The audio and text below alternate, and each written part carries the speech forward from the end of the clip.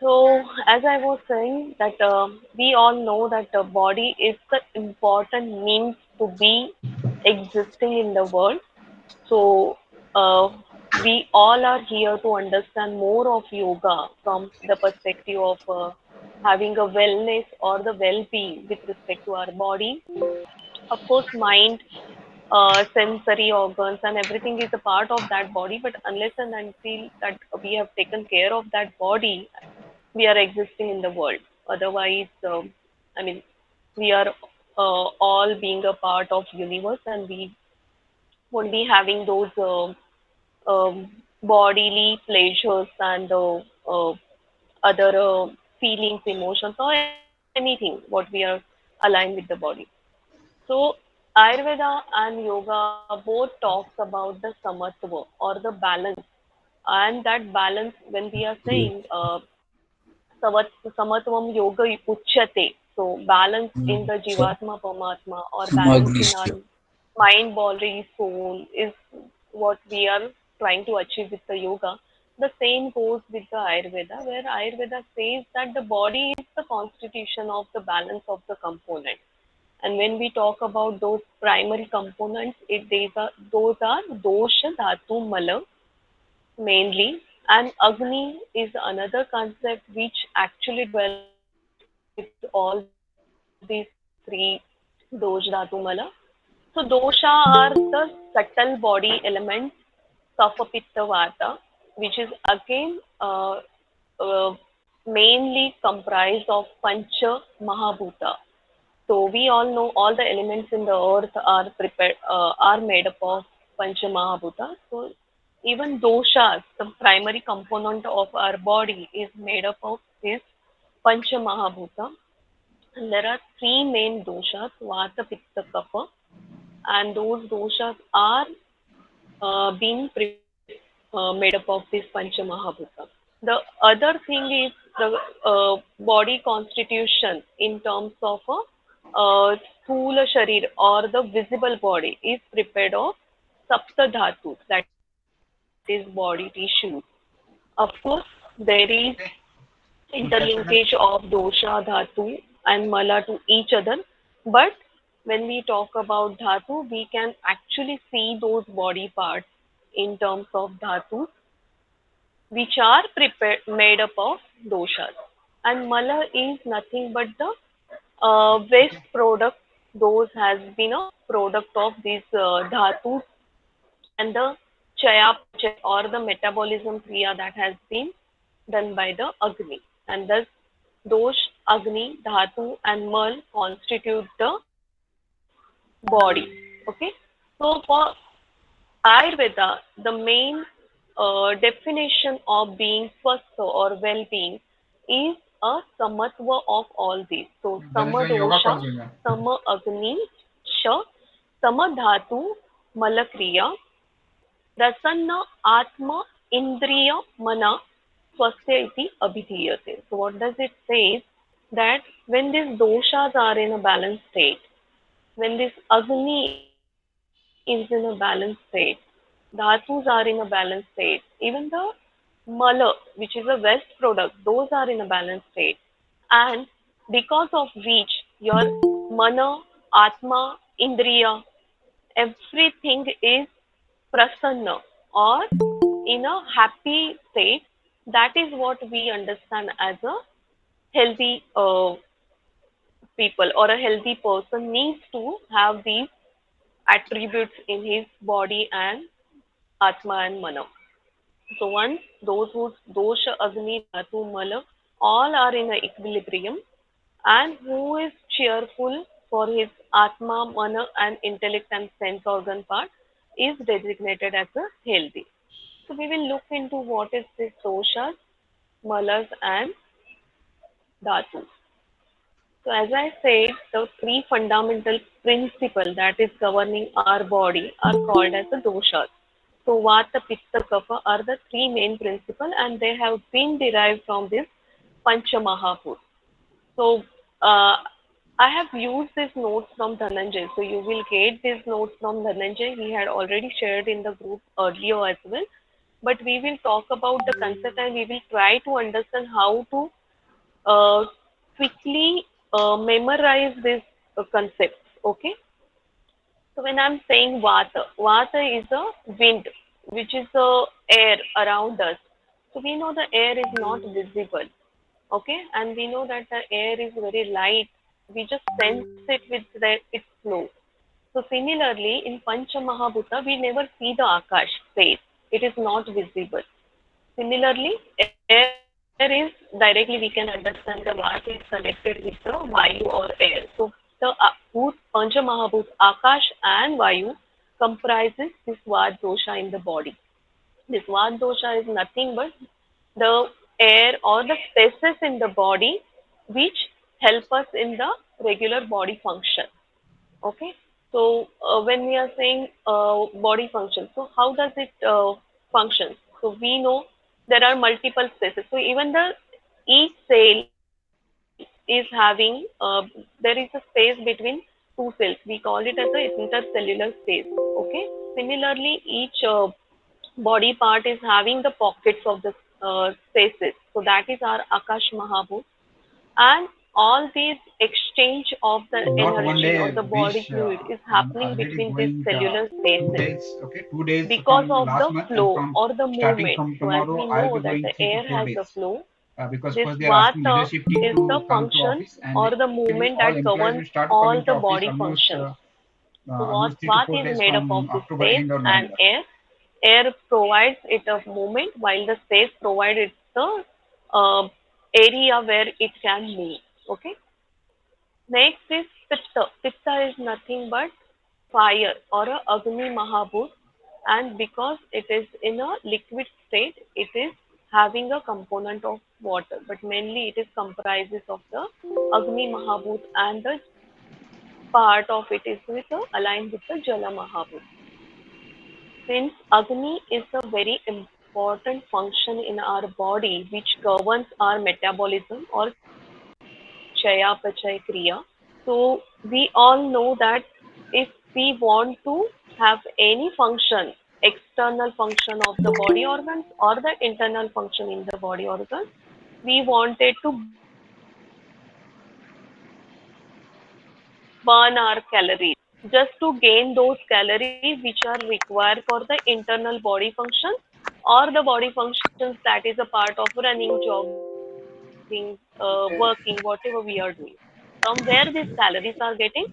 Whatever food we intake, that is getting digested. It is getting burnt with the help of the oxygen which we are getting from the air during the inhalation, and that oxygen is burning that food particle or the vital nutrients to get it modified so that body can uh, store it or utilize it, and the heat which is generated during that burning is considered to be a calorie which is helping us with our metabolism or the body function.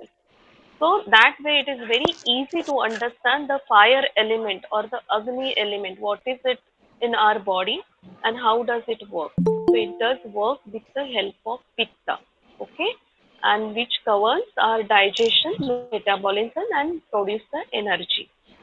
Now coming to the Kapha dosha. What is Kapha? So Earth or Akash, So Prithvi if you want to Mahabhut meet and we Jala call now, well, Mahabhut let's plan it both either together constitute the Wednesday, major Thursday. part of Thursday body, could be which is better. our Like Sthula Thursday, Sharir. Thursday So 4:30 whatever p.m. we see as a Sthula Sharir or the uh, major body parts that is So let's go to comprising of plan this for earth and 4:45. water Mahabhuta. So basically, it gives the physical structure or even the fluid which we can visibly see, that is rakta, mass, all those visible portion of body which is coming from the uh, Prithvi Mahabhut, which gives the stability, and Jala Mahabhut, which helps to mix all these ingredients to give the Saturday structure. fine. This Saturday is Like okay. the No issues. clay, we see that the clay, we need little bit No, of it's just the 4 o'clock. No, 4 o'clock is 15 water minutes. For 4 molecule o'clock. so that the clay But can be morning half is formed difficult for into the me. particular pot or different shape what we want. Similarly, the Prithvi Mahabhut in the body makes all the organs along with the Jala Mahabhut, and that is nothing but your Kapha dosha. So, in nutshell, what I had tried to explain is how this Pancha Mahabhut has been forming into these three doshas which constitute the body. Okay, but three doshas are still a subtle formation which we can just experience. It is not visible. You can't go ahead and see the where is the vata dosha in your body. You can't see the pitta dosha. So I mean, I know a lot of people says that I vomited and I had a pitta in my vomiting. So I can see pitta or the bile which we see generally, we consider that as a pitta. It is a form of pitta, definitely, but that is not the only form of pitta. Wherever a metabolism is happening, wherever the calorie exchange is happening, wherever the fire element is working to burn the calories, that all is considered as a pitta. So that is the subtle form of the body constituent. Okay. Now coming to this kapha dosha, and as I said, the entire body are muscles, are formations which we can see that has been formed with this Prithvi and Jala Mahabhuta in form of kapha. So again, as I said, we see that okay, I had a phlegm in my mouth because of the cough, and I consider that as a kapha. Again, similar to pitta or bile, what we had seen in earlier example, that is a part of kapha, but that is not only the part of kapha. It is more beyond that kapha. What we are talking here as a three dosha. So each body has a constitution of Vata, Pitta, Kapha, and based on that constitution, even the personalities are developed. So we see some people are very fair with a whitish complexion. Some people are fair with a yellowish complexion. Okay, so all these are nothing but the attributes of your Vata, Pitta, Kapha constitution in your body. So the fair people with the yellowish complexion is generally a pitta prakruti person, while the fair person with a whitish Thank you. complexion is considered to be a kapha prakruti person or kapha pradhan prakruti. Okay, so thus Okay. this vata pitta kapha is having lot of attributes, and we actually evaluate in Ayurveda. We actually evaluate the prakruti or the personality of that person based on this constitution. How does it, which dosha is dominating in that personality, and we see the uh, physical as well as psychological attributes according to those dosha. Even those are considered in the treating those diseases when we see the dominance of those doshas. So when, why I'm reiterating on this dosha concept, because in Ayurveda or the Ayurveda part of your uh, physics or the Sharir Shastra, you need to understand these dosha, their vastness and their impact on your body. Okay. So I just want to take a pause if you have any question on this concept, because this is the basic concept and we are going to dwell on the entire Ayurveda part based on this concept. Okay. Dhananjay, here one quick question. For the pitta as well as kapha, the water element is going to be the same, right? We both the water element is going to be there, correct? Yes, yes. But it will have the dominance lesser in Pitta, while it will have a more dominance in the Kapha. So for Pitta, it is just a component that is the requirement for getting that Pitta spread across all the body parts. Okay, that is the requirement. So for Vata, Vat itself is a flow or a movement. So it spreads across all the body parts. For Kapha, Earth and Jala Mahabhut both are in a constitution. So they give the stability as well as the spread uh, because of this water element. Similarly, for Pitta to spread across all the body parts, they have to have the water component, but it is on the minimal quantity. It has a dominance of the Agni Tattva. Does that answer your question, Dhananjay? Yeah, got it. Thank you. Okay. one more thing, I just wanted to go back to the earlier definition, and I just wanted to dwell on this word summer.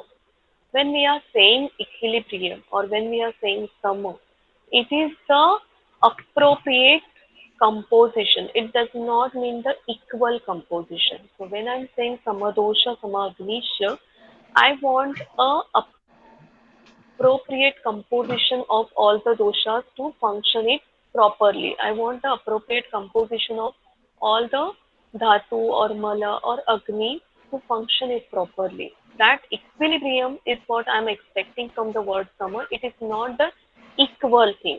So I'm not saying if my blood quantity is equal to my muscle quantity, then only that equilibrium is there. We all know that we have the, if we see the weight of muscle, those are more than what is the quantity of blood in my body. So summer is in the equilibrium we are talking here. It is as per the appropriateness, not as per the quantity. Just a simple thing. So if you understand that, you will even understand this fire and water component or water and earth component equilibrium in pitta and kapha. Okay, it is equilibrium. It's not the quantity or the equal constitution of those panchamahabhutas. Okay. That means the equilibrium for every person is different.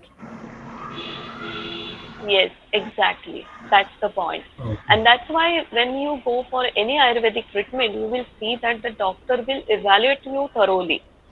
Um, I'll give you a simple example how it gets treated in the Ayurveda. If you have a fever, you go to the doctor, generally a allopathy doctor. He will give you the paracetamol 500 mg 3 times a day. We all know during this pandemic period, we are having Dolo 650 as 3 times a day dose for any fever, right? But in the Ayurveda, when we are treating, we are not only evaluating which dosha is in a prabalya or the prakop state. When I'm saying prakop, it is the excess state. So which dosha is in the excess state, and accordingly we will treat.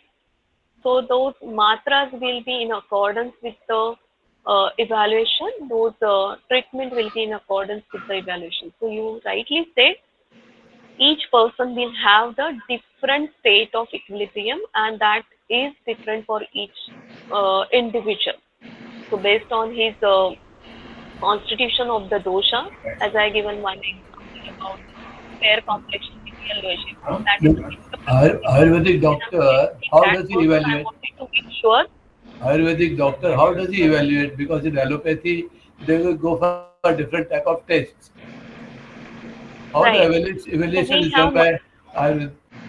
So we do have multiple different kind of body examination mechanism. I will not go into those details because this is not in line with what we are preparing today, but I will give you the just brief understanding. So you know a lot of people do the Nadi Pariksha, okay? They see the pulsation, right? So with the pulsation also we can evaluate which dosha adhikya is there in that person's body. We can know from their regular habits what is their regular constitution, and during this disease state what which dosha is showing the prominence, so accordingly that will be treated.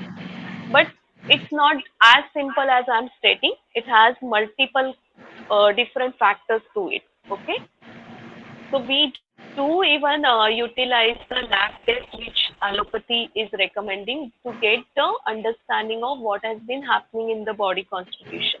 Okay, but along with that, there are other mechanisms which help us to understand the dosha bahulya or even the unequilibrium that has been happening in different dhatu or even the mala.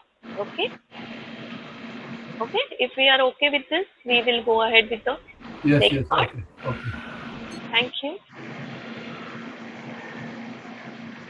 So now we had seen the constitution of Tridosha, which is the basic subtle components of our body. Now we wanted to understand what is the constitution of the visible body part. Okay. So Rasa, Rakta, Mansa, Meda, Asti, Majja, Shukra. Those are the Sat Dhatu, Sapta Dhatu. We all know rasa is nothing but the liquid format in our body. So whenever we had seen any burn, we see a pustule format there, and we see a liquidy substance flow from it. When we actually rupture the uh, blister because of the burns, we see only a liquid is coming out. There is no blood into that. Okay, that is nothing but the rasa dhatu in our body, which is the form of in a form of lymph, or even the food that has been digested and circulated through blood. So whatever the liquid part of your body constitution, that is considered as a rasa. That can be considered, just for a comparison purpose, we can consider it as a plasma part of our blood. Okay. Next dhatu is your rakta dhatu, which is nothing but a visible blood, which you know, as you have a cut, you can see the blood and it is all over your body. Next one is a mans, nothing but muscles. So we all talk about different muscles. Unless and until we see any injury, we do not able to see that muscles. But we had seen lot of pictures, or even those who had been a bio student, they might have seen some kind of dissection in different animals, and they might have witnessed how the muscle fibers are there, right? Then the next one is the meda. Meda is nothing but the fat tissues or adipose tissues, which are the part of body. So we all wanted to burn the fat. We wanted to become clean and trim, and we just know the fat in terms of additional tissues which we see as a abdominal tires or in any other part. But fat is not just that part. As a normal constitution of body, we need to have some amount of fat in our body, and that is normal adipose tissues which are available in the body part. Third is asthi, nothing but the bone tissues. So the entire framework of body is formed by the this asthi dhatu. So the uh, skeletal system, entire skeletal system is nothing but our asthi dhatu, which creates the framework of your body. And then comes the Majja Dhatu. Majja Dhatu is nothing but the bone marrow which is inside the asthi is considered as the Majja Dhatu. Even the brain and Sushumna Nadi, which is spinal cord, is the part of your Majja Dhatu. And then comes the Shukra Dhatu. It's nothing but our reproductive system. So male reproductive system and female reproductive system, both is coming under the Shukra Dhatu. So just more detail on this rasa dhatu, which is actually doing the nourishment part. So we say what we see as a visible rakta, it constitutes plasma as well as blood. So blood is the media for us to absorb all the nutrition from the digestive system and reach it to all the cellular forms. So at each cell level, it is providing those nutrition, and those things get burned over there, so that the calories can be provided to that particular cell to function for its required functionality. Okay, so rasa and rakta together provides this nutrition from body digestive system to the entire body system, and bring out the waste product again back to the excretory system. So that plasma part is rasa, and it nourishes the body. Hence, its function is considered to be prinan, which means nourishes. Again, it is a jala mahabhut. It's a liquid. So it's a jala mahabhut prabalya. So you should understand what dosha it will constitute. As we say, prominently Jala and Prithvi are helpful to constitute Kapha dosha. So Rasa Dhatu also comes under the Kapha dosha. Okay. Hope this is clear and not very confusing. Okay. Now Rakta Dhatu, we know the visible part of Rakta. So when we are saying blood over here, it is mainly the RBC, WBC, and the structure of the blood which we see to uh, exchange the gases. Okay, we all know we have a hemoglobin. Globin is the protein. Hema is iron, and that iron binds with the oxygen which we inhale, takes that oxygen towards the cells. We exchange that oxygen in terms of carbon dioxide. We bring that carbon dioxide back to the, just a minute, I think I have lost my screen. Okay. So we bring back that carbon dioxide along with the heme binding it again, and we exchange it into the air with the exhalation. That's the simple process which blood is doing. So in other words, this G1, the function of blood, is nothing but exchange the important element for the function of cell, which is oxygen. Okay, that burn that calories so that cell can be alive. It can get the nutrition, calories, energy which is required, and thus the Rakta Dhatu is considered to be functioning as a G1, the important element of our body or each cell which is required, which is exchanging the oxygen at the cell level. Okay. Mass is nothing but the structure of body. So muscle forms a structure of the body when it actually cover the bony structure. Okay, and that's the reason it is considered as a lepan. Lepan is, you must be knowing that uh, earlier days we had this hut putti, which is formed by the woods, and upon that wood we used to put the uh, mud so that formation can be uh, become strong, and that can be sustained for a longer life. The same thing is done by the Mans Dhatu. It actually put that mud part over the bony formation or the bony skeleton so that we can have a structure, and those bones can be in a proper uh, what we can say, at a proper level, their functions. Otherwise, what will happen? We are extending my hand, and my bone is getting detached and my hand is falling off. If muscles are weak, we see the dislocation of shoulder, right? If the muscle is weak, we see the dislocation of shoulder where this ball and socket joint from the shoulder gets detached, and then we have to put a strap, and we have to make sure that it is getting attached, and in that position it is becoming firm in that position. The same work is done by the muscles as a lepan or the supporting to the covering to the bone. Okay, Med dhatu is the oiling or the lubrication, which is called as a snehan.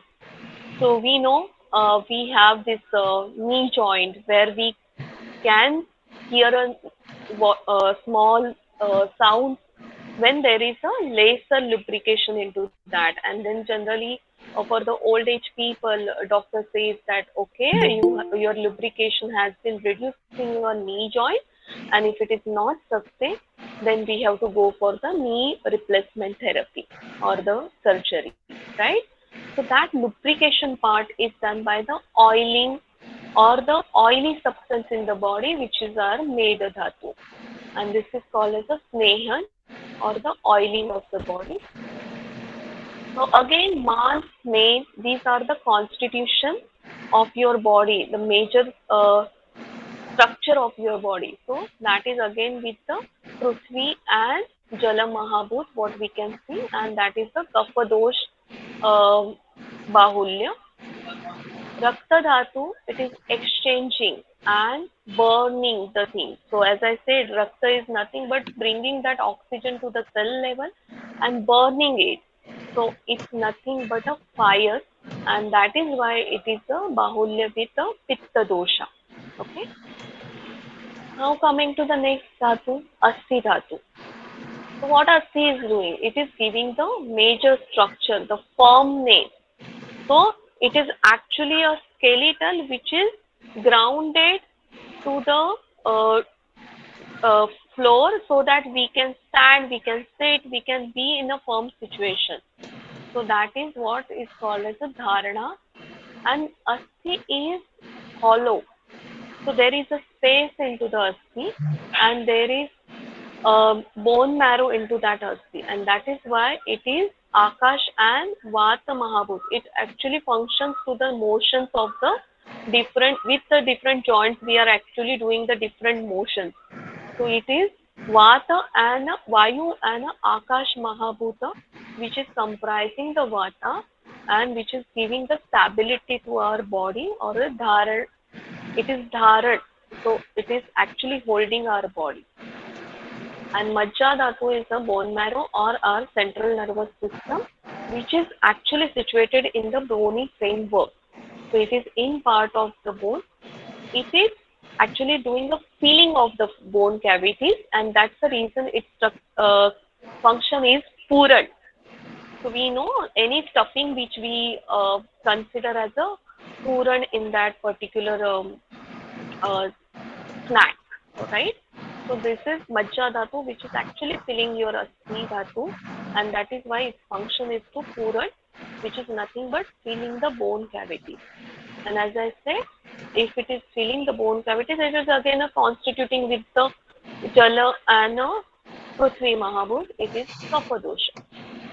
Coming to the Shukra Dhatu, so all these six dhatus are actually forming your body structure, whereas Shukra Dhatu is the specific organ that has been in the body for the reproduction or the recreation or the continuation of this species format.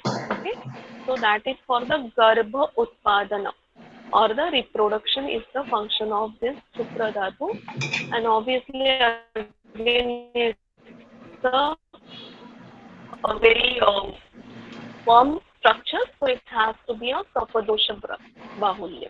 Okay, so that is with the dhatu, how it forms the body. See, I'm not getting into more into anatomical part right now because Devi Charan had covered it very well. I had actually gone through his lecture and he had actually covered the different systems very well. So I'm not going to touch base on that. But just to correlate, you can understand that the Rakta Dhatu is related with your cardiovascular system. Mans Dhatu is your muscular system. Med Dhatu is again your lubrication. That is not a specific system as such. Asthi is your skeletal system. Majja is your CNS. And Shukra Dhatu is your reproductive system. Okay. So that is what you can understand. Even Rasa comes into the lymphatic system in your body or the anatomy. The next important concept is your Agni. As I explained, Agni is nothing but your uh, different heat or calorie generation mechanism in your body. So as you know, we have a Jatragni. So our main important Agnis are digestive fire, which lies into entire digestive system, starting from your stomach and mainly toward the end of your initial part of your intestine. So stomach and duodenum are the main part where you have this bile or the acid which help you in the assimilation of your food. So it actually helps to the food which has been already uh, mixed with your saliva, it actually further break it down into further smaller parts and it starts working with that so that your different kind of food particles like protein, carbohydrate, or even your uh, fat or the oil part that has been taken during your food intake, that has been further break down in the smaller structure and converted into your um, absorbable material so that your body can absorb those nutritions and that can be utilized at again cell level for their specific function. Okay, so that has been called as the Agni in Ayurveda, which not only constitute your uh, bile or the acids in stomach and duodenum, that is a major part, the digestive fire, which helps in digestion of the food intake which has been taken. But even it constitutes at the Bhutagni level, which is five elements, uh, Akash, Vayu, Prithvi, Jala, Agni, and all those five elements are again considered as a different Agni. And similarly, we have a Dhattvagni. So each of these constitution, a visible constitution of a body part like a Rasa, Rakta, Mansa, Meda, Asti, Majja, Shukra, they have their own Agni that will help them to function for their own particular function. Okay, so Bhutagni and Dhattvagni is just for the memorization for your exam point of view, but you have to understand the concept from the Jatragni part. There might be questions like how many Agnis, then you have to mention 13 Agnis, 7 Dhattvagni, 5 Bhutagni, and 1 important digestive fire is considered as a Jatragni. But this Jataragni is further uh, classified into three types, which is the Vishama, Tikshna, Mandagni. Vishamagni, Tikshnagni, and Mandagni. So as I said, your entire body system talks about the dominance of your dosha. So based on that dominance of the dosha, you have a different Agni in your body. Vishamagni talks about the Vata Prakruti people where they have a digestion which is sometimes it is faster, sometimes it is slower, so it is irregular. Okay, those people can have I mean they eat and within 2 hours they may say okay I'm hungry, and sometimes they may come up and say no I'm not hungry even after 4 hours. Okay, so you can understand that these are the Vata Prakriti people where their digestion is irregular. And when I'm talking about this, this is the equilibrium state, not the disease state. In disease state, majority of us are saying that I'm not feeling hungry because majority times your body does not function during the disease state and you don't feel hungry or even you whatever intake you take, you don't feel it is digested correctly. That is called Agni Mandya. Don't mix it up with the Mandagni or Vishamagni. Okay, Vishamagni is a normal Agni of a Vata Prakriti person, which is irregular. His metabolism will be irregular as a Prakriti itself, naturally. Okay, that may not convert into some disease. That will be his natural way of living. Pitta Prakriti person, since the fire element is there, his Agni will be Tikshna. Okay, so he will every 2 hour or 3 hour he will say I'm hungry. Even if he eats a very heavy diet, he'll come back in 3 to 4 hours and say I'm hungry because he Hello? has a hyper metabolism because बोला of आपका a natural fire element in his body. Okay, आणि so that's the reason पोचलो his मी तासभर मी Agni is पोचलो sharp. म्हणजे झोपलेलो थोडा network गेला While Kapha Prakriti people, हा they आलं have the heavy आज body नाव आलतं का तिकडे mechanism तुझ्यावर or a तुझं hypometabolism तुझ्यावर because नाव of आलतं का the Akash, Prithvi and Jala Mahabhut, which are considered बरोबर to be cold in nature. ठीक So they will have a dull or slow Agni, and that is why we see different people has different type of appetite. Some may come back in 3 hours and say I'm hungry, while the other may not be happy to eat within 3 hours. They will just say okay I'll eat after 4 hours, 5 hours, or something like that. Those are the Kapha Prakriti people. So these are the natural types of Agni in different dosha adhikyam. Okay, and there are some people who has a balanced three dosha. They do not have any prominent dosha, so they have a balanced three dosha, and their Agni is considered as a Sama Agni. Okay, so Samagni is somewhere they have a normal tendency of eating. Even they eat light food, they will come at the equal or appropriate time to have the next meal or something. Okay, so these are the further classification of Agni, and this is another method where we evaluate the dosh bahulya. So coming back to the first question which has been asked, how the Ayurvedic doctor evaluate a personality. So one of the important measure is evaluating the Agni. That gives us the understanding how this person, so eating habits and the normal routine of the eating gives us another understanding which dosha is uh, prominent or dominant in that particular individual. Okay, I'll not dwell on the vata type. Okay, because we had been hearing this vata type, and I remember even Jagdish sir had taken this in much detail. I'll just touch base. What are the five vata types? Pancha prana. We all know that well. So, prana, vyana, udana, samana, apan are the pancha prana, and they are associated with again different governing elements.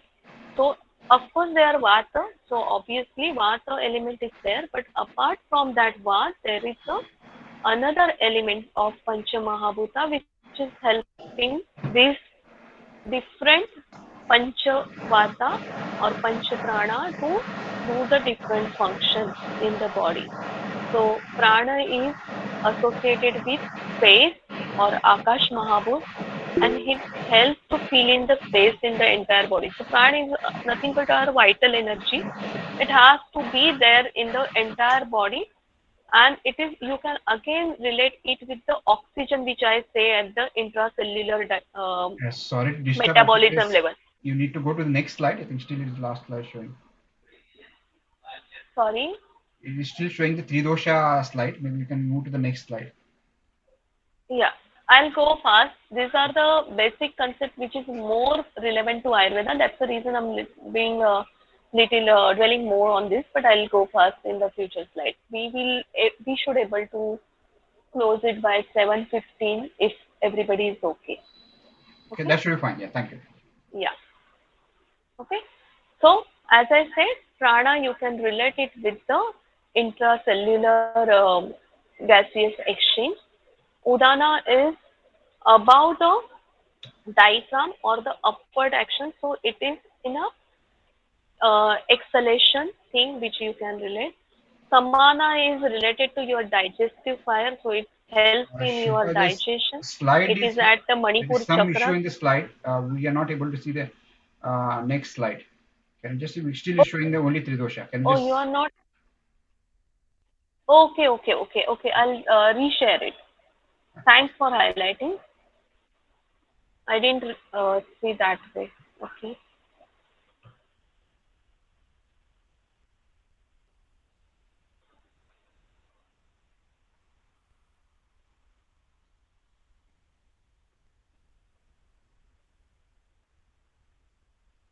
I'll just reshare quickly so that we can see the.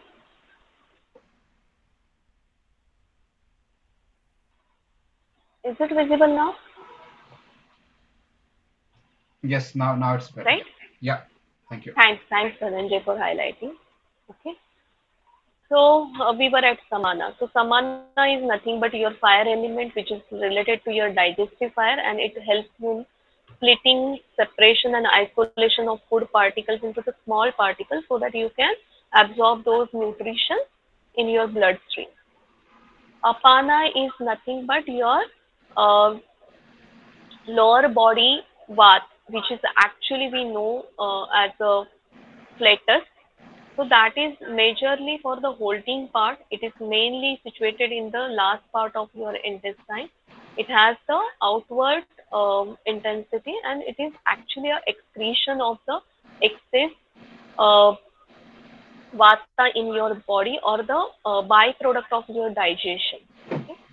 Vana is again another vayu which is entire in a spread in the entire body, and this is related with your circulatory system. So it takes all the so we know that pulse is nothing but a throbbing or pulsing thing, which is nothing but our circulatory system indication. So praspandanam is the function of VAN. So it is actually pushing the blood to the entire body and bringing it back to the heart. So that movement is because of the vana. Okay. So I'll not talk about more on the mala, but again, mala is an important constitution of the body. We see it as a waste product, but it is not just a waste product. It is again a constitution of body. And three important mala are the Purisha, Mutra, Sveda. Purish is nothing but feces, stool, Mutra is urine, and Sveda is sweating. So these three also constitute the waste material, and they throw out the byproduct which is coming out of this burning or the calorie which we burn or the oxygen exchange what we do at the cellular level. Okay. That is with Ayurveda and the health constitution part. So basically Ayurvedic anatomy. If we do not have any question, I will go with the next part and I'll take this fast because that is not much to talk about, just to understand the concept. Is there any question with the anatomy part of Ayurveda?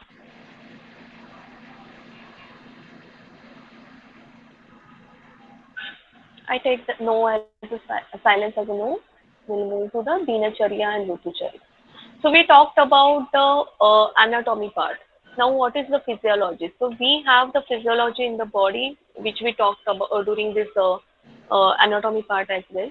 But to make sure that the physiology helps to keep us in the healthy situation, we need to follow certain behaviors. So charya is nothing but something which we are charan, in the sense we are following.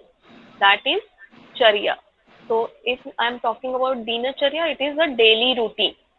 What we need to follow to be in a healthy state. Rutucharya. Rutu is nothing but the seasons. We know the three seasons, summer, winter, and rain. But Ayurveda talks about 6 seasons, and based on those 6 seasons, we have to follow some routine or the behavior in your diet, in your regular course, and even in other Shuddhi Kriya. So that is constitute the Rutucharya and Dinacharya. Daily routines are considered as a Dinacharya and seasonal routines are considered as a Rutucharya. So that is specific to that routine. Rutu, what we need to make changes in your diet or other stuff. Okay. So Dinacharya is nothing but your daily routine. So it talks from getting, waking up, doing the cleansing mechanism in terms of brushing the teeth and all the things what we taught to our kids. कि सुबह उठ के ये करना है, फिर ये करना है, टाइम भी खाना खाना है. All those daily routines what we follow is coming under the dinacharya, and that has been very explicitly described in the Ayurveda. But I will not dwell on that. We will just see how that works on the dosha balancing in the next slide. But before that, just look at the Rutucharya. What are those 6 Rutus as per the Ayurvedic concept? So, as per our Gregorian calendar, we have uh, 6 Rutus starting from the Chaitra, that is first month of our Gregorian calendar, Chaitra. We have Rutu, which is spring, which is mid-March to mid-May. Similarly, every 2 months you can consider the next Rutu. So Vasant, Grishma, Varsha, Sharad, Hemant and Shishir are the sequential Rutus.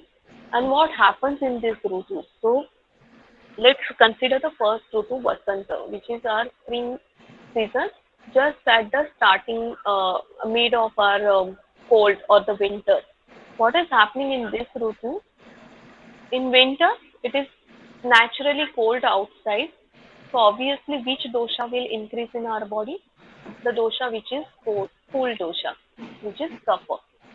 So Vasant is the time when our kapha dosha is increased in the excess level. Okay.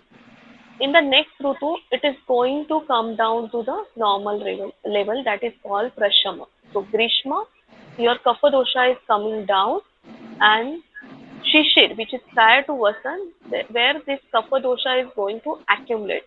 So each dosha is having three rutus, which indicate its accumulation, its excess, and its uh, cooling or the resolution. Okay, and based on this, Rutucharya has been explained.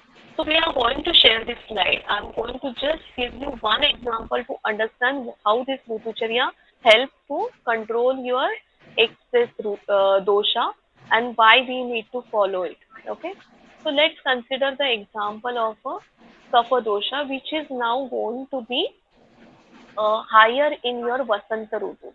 So if you see the Vasanta Rutu Charya, you see that you want to have the earth and air element, which is opposite to your, uh, sorry, they are having earth and air element, which is nothing but your Prithvi and uh, this is something is wrong here, Dhananjay, with this element part. Okay. Okay. With kapha bahulya, I had not noticed it earlier. I'm just giving the concept so that we will not get into this part.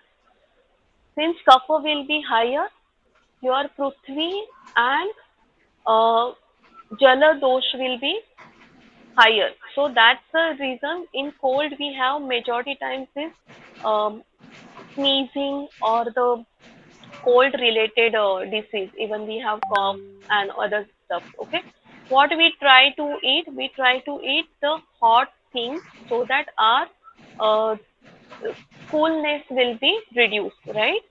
So we try to go for the things which will help us with the pitta, which will give us more energy or the calories, and that's the reason we what we say that our shakti is uh, moderate, so we should eat the health little higher diet which we can easily digest.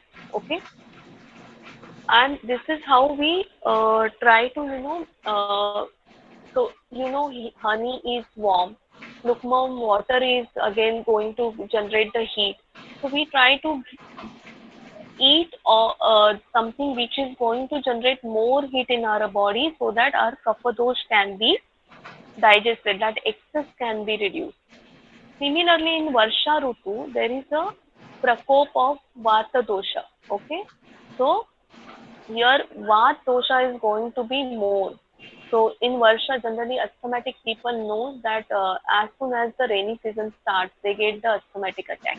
Okay, why? Their Vata dosha is in a excess format. They are getting this Vata Bahul disease, and that's the reason what they go for something that will help them in reducing the Vata dosha. So boil water that is going to reduce the coolness of Vata.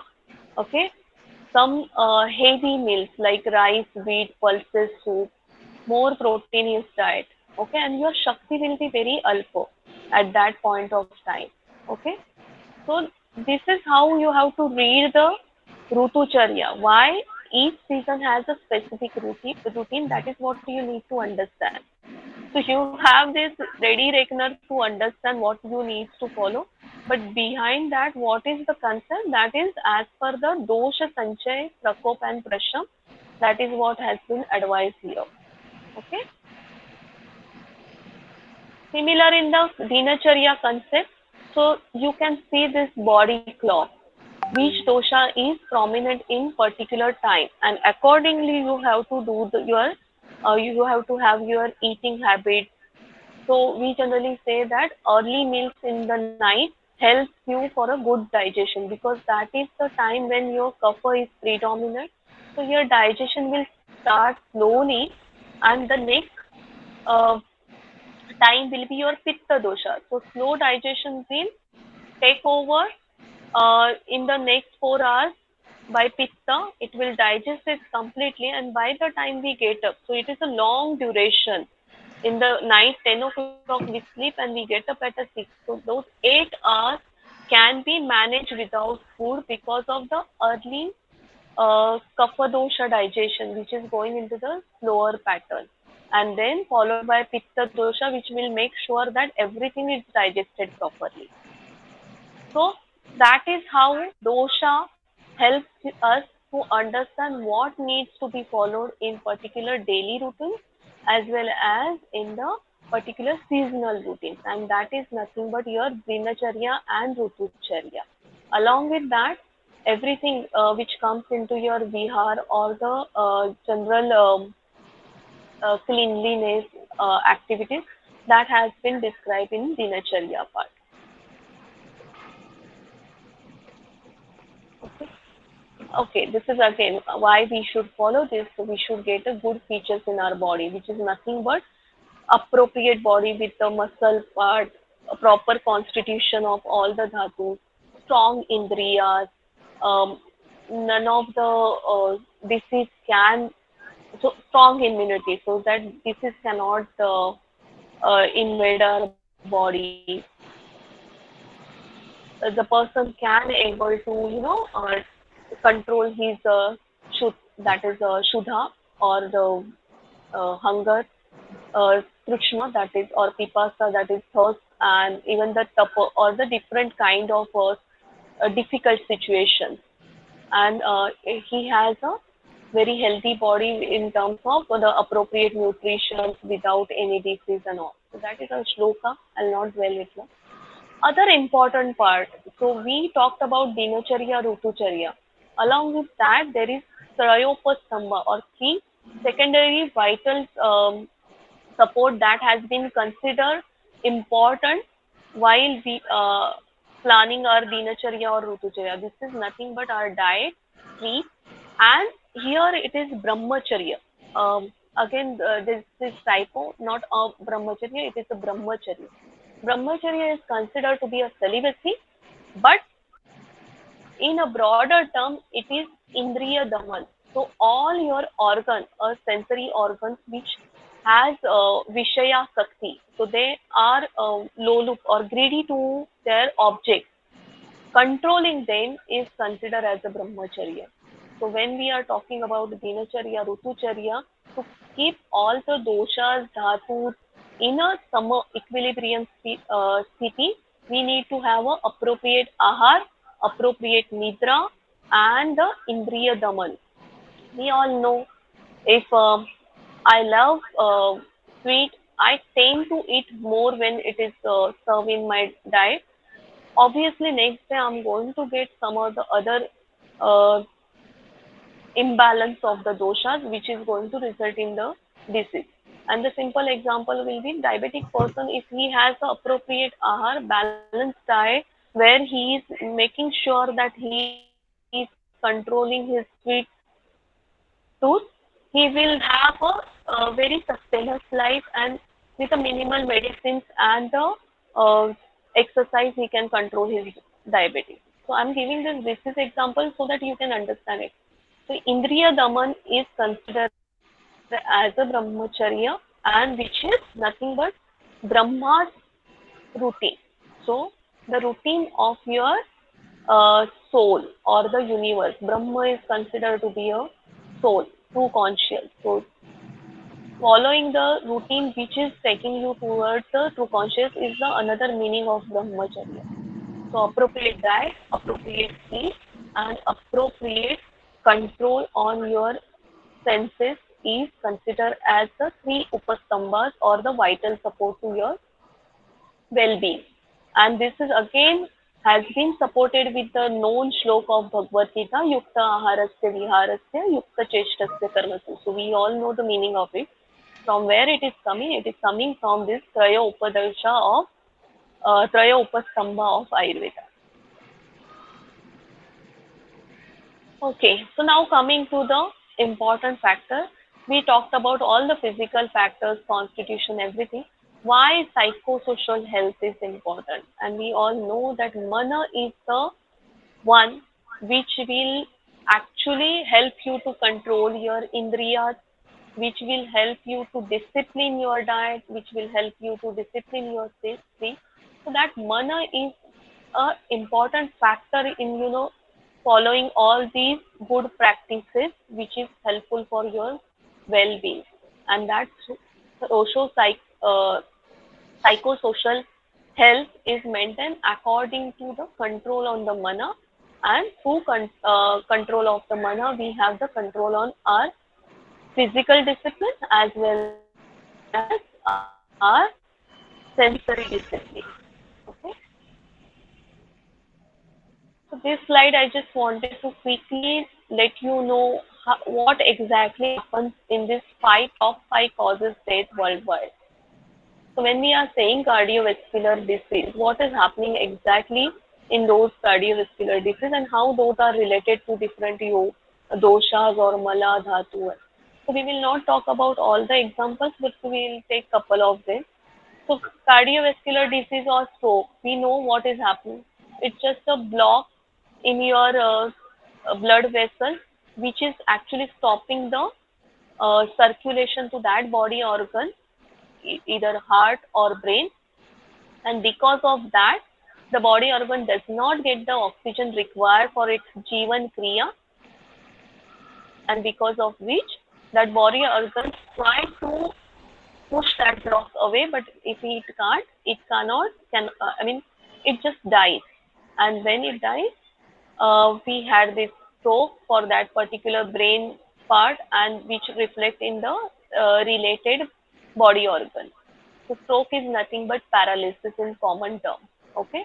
So to understand the mechanism, what is happening is a simple blockage is actually blocking the blood circulation to that body part. And if we talk about the block, it could be because of our different habits. So uncontrolled cholesterol is one of the reasons, or other things.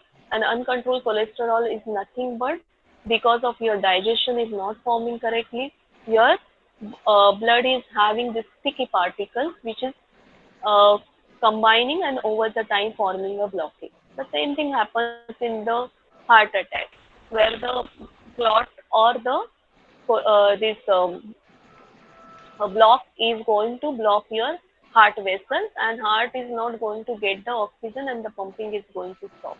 So if we have not dissolved that clot within the stipulated time, that part of heart is going to die because of the lack of oxygen, and it is going to actually you know turn into death. Hmm?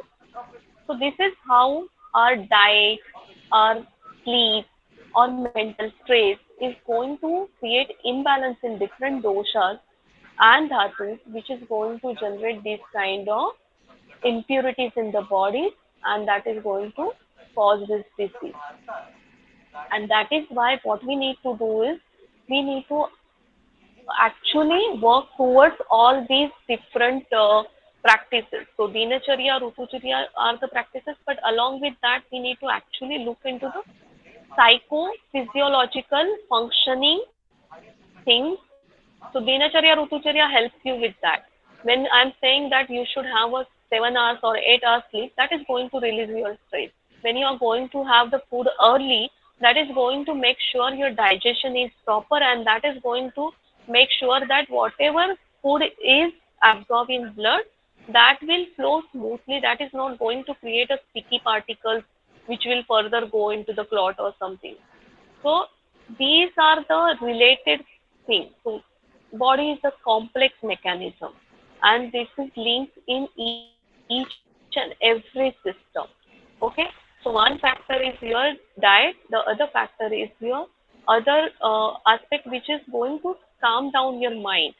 So when you are breathing, so we all know this Patanjali Sutra of the different sahabhuas.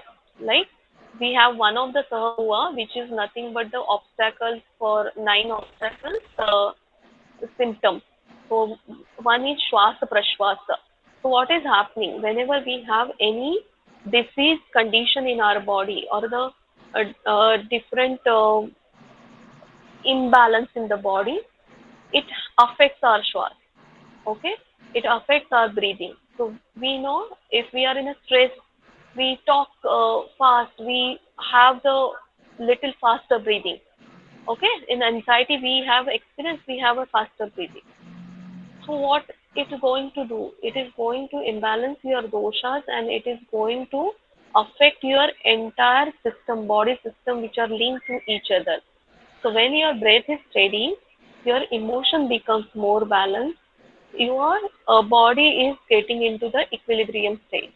Okay, so steady mind, healthy body, they are interlinked. Okay, so we have put some slides over here. In fact, the other document which Dhananjay had shared that has more slides, but I had not included those. But you can go through it for good to know knowledge. But from exam preparation point of view, you just need to understand how these things are interlinked. If you know the concept, you are going to answer the questions rightly. Okay. Okay, next slides are the benefits of Surya Namaskar, Shatkarma, Asana, Pranayam. And I'm not going to cover this considering the time constraint because Dhananjay, we will be having a separate session for this, right? Yes, we And have even separate session. Yeah. Jagdish sir had touch base on few of those pointers, right? Yes. Okay, so these are the three slides I had included just to touch base for what are the benefits of pranayam, shatkarma, and Surya Namaskar. But considering the time constraint, I will not touch those things.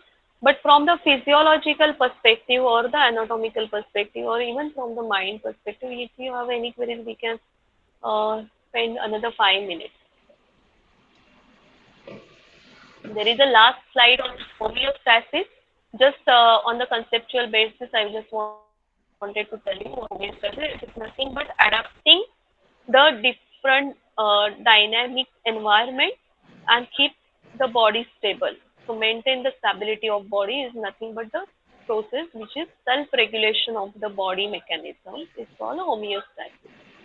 So you can go into those details and in case of any queries you can post those queries later as well. But right now if you have any queries on the part which we have covered mainly from Ayurveda perspective, we can talk about it.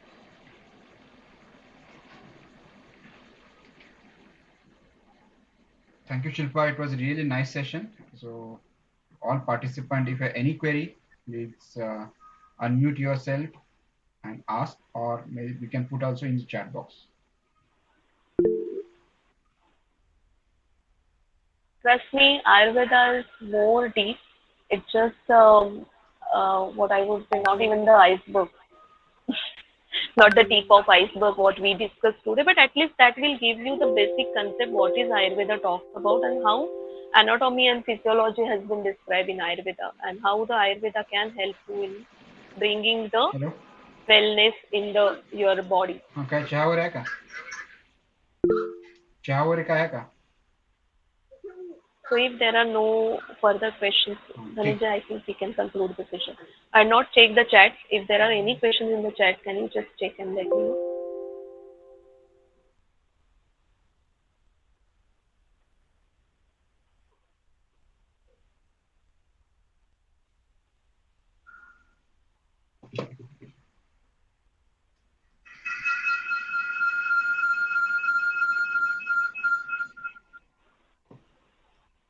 Okay, so if there are no other queries, we may close the session. Thank you, Shilpa. It was really nice session to understand Ayurveda in very simple terms, and all participants, at least 2 or 3 questions will come on what are the portion covered by Shilpa today, mainly on the Tridoshas, Saptadhatus, Dincharya, and maybe some on prana and vayus. Okay, so we're going to share the PPT very soon.